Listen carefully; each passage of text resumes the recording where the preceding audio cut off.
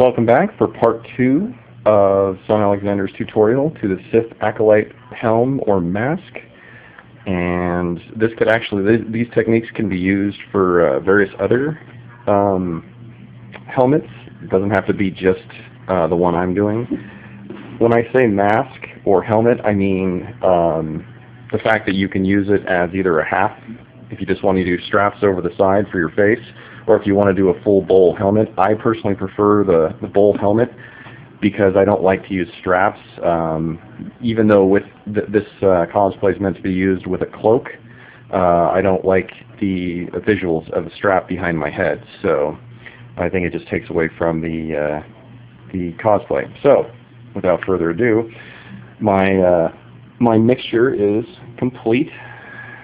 It has been mixed, and as you can see, it's very soup-like. I mixed the Elmer's Carpenter's wood glue in there to help with the hardening later on. Already got all my strips ready, so we just give it another quick stir. Make sure it's mixed, set my tool aside, and then dip and commence.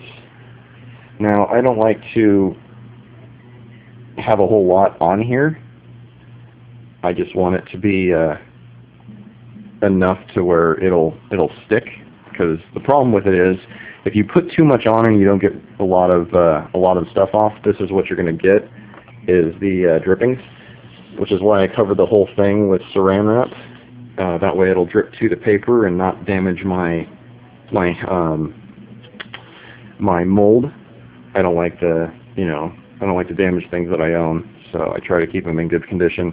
And what I'm doing is I'm creating an overlapping layer on the mask to start with, and that way I have a pristine base when I attach the mask to this part, which will be another tutorial, and I will show you how to get that, and I might actually put a link in here, but I'm also new to YouTube. I haven't quite done this a lot yet, but basically go around the edge.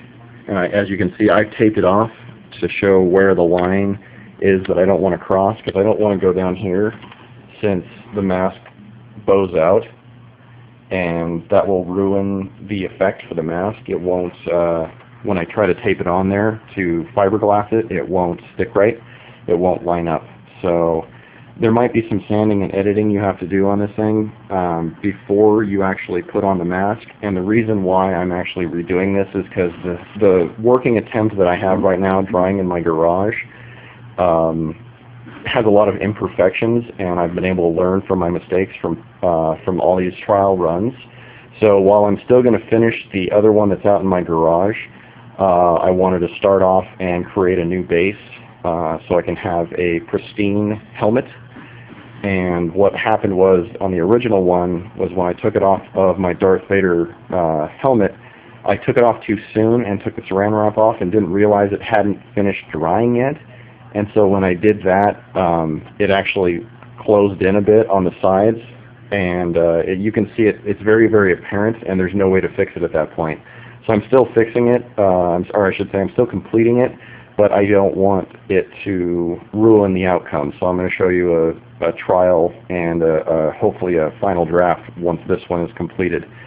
And other than that, just go at your own pace and do what you feel is right. If you're happy with it, there's no need to spend a whole bunch of time doing all this extra stuff like I'm doing. I'm kind of a perfectionist, and it annoys me when I see my own work messy.